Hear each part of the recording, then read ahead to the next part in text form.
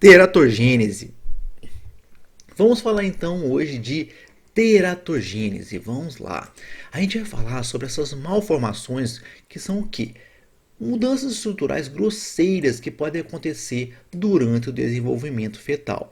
E é por isso, por causa da preocupação que a gente tem com essas mudanças que podem afetar o nosso feto aqui, gente, que a gente preocupa tanto e tanto com a saúde da mulher nesse momento. Claro que nós nos preocupamos com a saúde da mulher o tempo todo, mas nesse momento a gente redobra essa condição de se preocupar com essa saúde porque estamos nos preocupando com duas vidas ali ao mesmo tempo. E uma dessas vidas está em desenvolvimento. E o processo, a tudo que essa mulher é exposto, pode afetar completamente o desenvolvimento durante essa gravidez, ok? Então olha aqui, gente, a maior parte dessas malformações que ocorrem, a gente não sabe a causa. O mal é desconhecido, infelizmente. No entanto, à medida que a gente vai estudando, a gente vai conhecendo mais e mais esses causadores, sendo que alguns deles são fármacos, e é por isso que a gente toma tanto cuidado com os medicamentos que a mulher deve tomar. A gente tem vários agentes que são teratogênicos, vários agentes que podem utilizar ou não podem ser utilizados e que podem chegar a cometer o feto, podem passar a barreira placentária e podem afetar o feto. Então a gente tem desde medicamentos até drogas utilizadas, que podem ser ilícitas ou não. Agentes físicos, gente, agentes físicos, como por exemplo, simplesmente o ato de se tirar um raio-x, doenças maternas que podem ocorrer e outros agentes como poluição, né, ou até agentes ocupacionais, como por exemplo o local onde a mulher trabalha, né, que pode levar também a mudança dependendo do agente químico que ela pode estar exposto, ou até mesmo um agente físico, né, obviamente. Aí a gente tem 4 desvios que esses agentes podem provocar no desenvolvimento. O primeiro desvio é a morte. O segundo que a gente tem é uma malformação que realmente modifica o modo do processo como o feto se desenvolve e gera essa manifestação estrutural grosseira que nós já comentamos. Pode ocorrer também que simplesmente o crescimento do feto pode ser retardado. De fato, ele pode ser afetado em algum momento, mas aquilo é ajustado e continua. E pode acontecer defeitos funcionais. É interessante que em muitos casos isso tem muito a ver com a dosagem e o tempo de exposição àquela dosagem. Então, muitas vezes não é simplesmente teve uma dosagem e pronto, aconteceu o problema. Não, depende da quantidade da dose e também do tempo da exposição e também fundamentalmente do momento daquela exposição. Então, o mecanismo de teratogênese acontece e depende de vários fatores, do agente químico ou físico, do tempo da exposição, do momento. Por exemplo, se a exposição acontece durante a formação do blastocisto, lá naquele inicinho mesmo, gente, que acabou de acontecer a fecundação, começar aquelas primeiras divisões celulares, né? A gente pode afetar diretamente as divisões celulares iniciais. Então a gente inibe essas divisões, o que acontece? Morte do embrião. A tendência é que aconteça essa morte, porque a gente já perturba todo aquele mecanismo inicial, aquelas poucas células que estão começando a se desenvolver, começando a se estruturar. À medida que começa a acontecer a histogênese, que é a formação mesmo dos tecidos e a maturação das funções, então fica diferente. A maturação dessa função é o tecido começando a amadurecer, ter uma função diferente, começar a se diferenciar e começar a mostrar para que ele existe mesmo. Então, acontece o que? Dependendo do tempo de ocorrência, a agressão vai acontecendo e vai afetar o desenvolvimento fetal e a formação daquele tecido. E se acontece isso durante o processo de organogênese, gente, é um dos piores momentos para se acontecer a teratogênese ou acontecer o processo de malformação.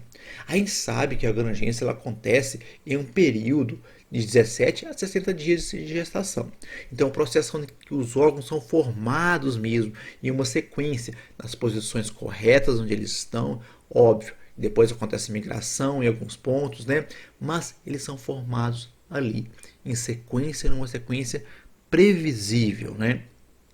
Esse é um período extremamente sensível e é onde acontece a maior parte das malformações maiores e detectáveis e são profundamente dependentes do tempo de exposição durante esse período, porque os agentes começam a agir e começam a afetar de maneiras diferentes os tecidos, dependendo do agente.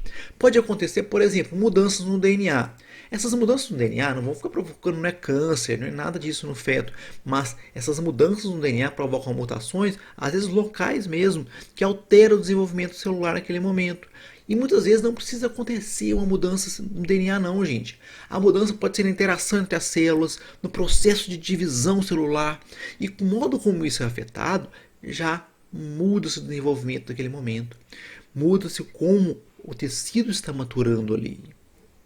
O que pode acontecer então? Pode acontecer que durante o processo de histogênese e maturação da função, não precisa nem alterar o DNA. Pode acontecer que esse momento que a gente depende de um suprimento adequado de nutrientes e de uma regulação de hormônios, os próprios fármacos, por exemplo, que a mulher está tomando, podem afetar isso. Afeta o momento com um nutriente elevado para aquelas células, para elas se multiplicarem adequadamente, se diferenciarem. Então o que acontece? Acontece ali que a malformação, porque o tecido não consegue se desenvolver do modo como foi programado. A gente tem como testar vários medicamentos. Então a gente tem vários medicamentos que a gente pode testar, a gente testa, na verdade, para fazer os testes de teratogenicidade. No entanto, esses testes são difíceis de serem feitos e nem sempre conseguem ser completamente aplicados da maneira correta.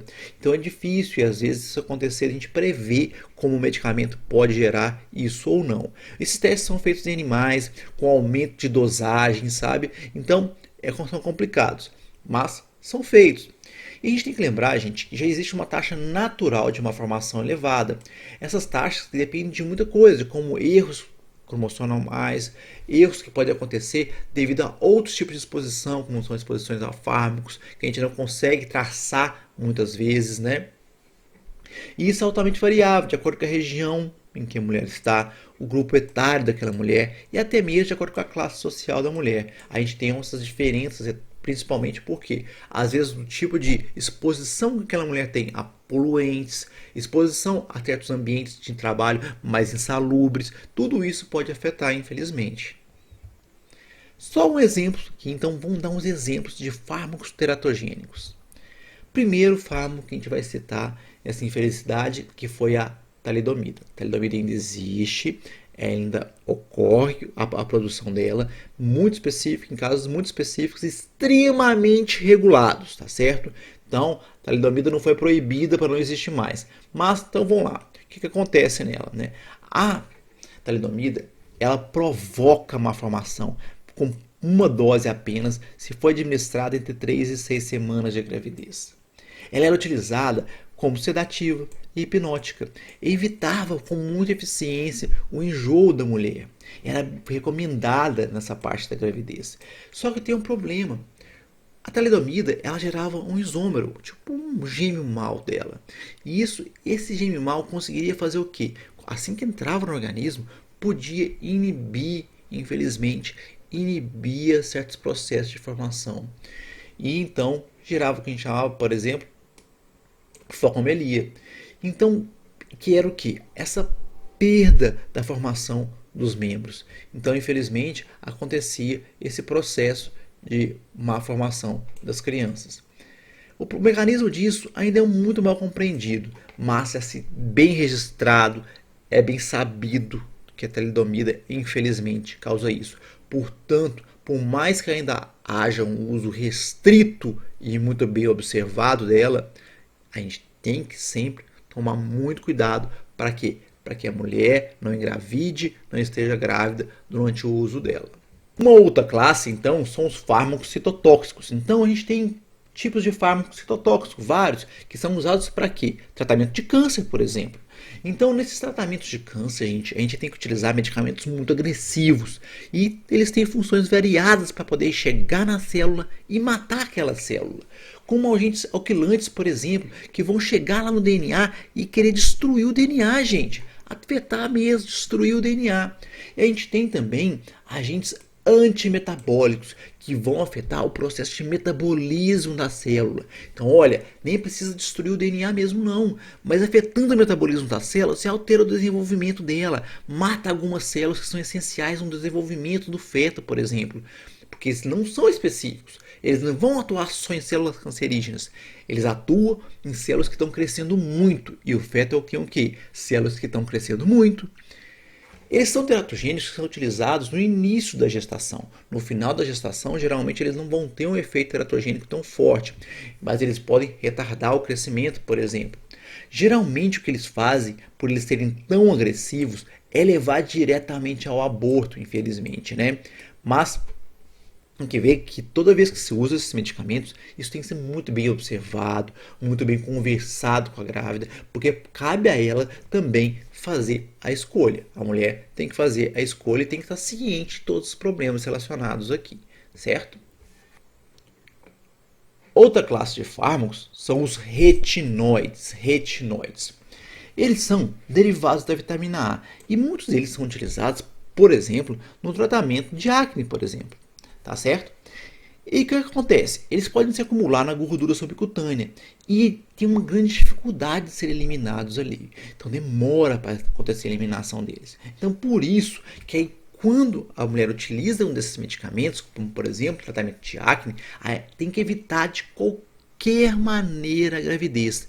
E isso, parou de tomar, vou engravidar agora? Não, tem que esperar um tempo, gente, tem que esperar, porque acontece esse acúmulo lá, ele continua sendo liberado lentamente, mesmo depois que você parou de tomar o medicamento. E isso pode causar essas deformações tanto no esqueleto quanto na diferenciação da epiderme. Então isso pode mudar, infelizmente, esse processo de formação, como por exemplo, a gente vê aqui na formação dos dedos aqui do feto. E a gente também pode falar dos metais pesados, gente, metais pesados. Aqui não é um medicamento mesmo, mas principalmente por causa de contaminação do ambiente por metais pesados ou porque a pessoa trabalha em um ambiente que tem muito metal pesado, tem a ver com um problema ocupacional, não simplesmente da contaminação ambiental do local onde ela vive. Então a gente tem, por exemplo, o mercúrio, que prejudica muito o desenvolvimento cerebral. Isso pode resultar em microcefalia. E a gente sabe até como que ele age. Ele inativa enzimas que fazem uma ligação direta, né? E essa ligação que acontece com as sulfidrilas, uma ligação covalente, então a gente não vai soltar com facilidade isso. Então ele se liga e pronto mesmo, impede que essas enzimas possam agir. E isso vai afetar diretamente o nosso desenvolvimento. É isso então, espero que tenham gostado desse breve resumo sobre teratogênese. Deixe seu like, inscreva-se e ative o sininho. Um abraço para todo mundo.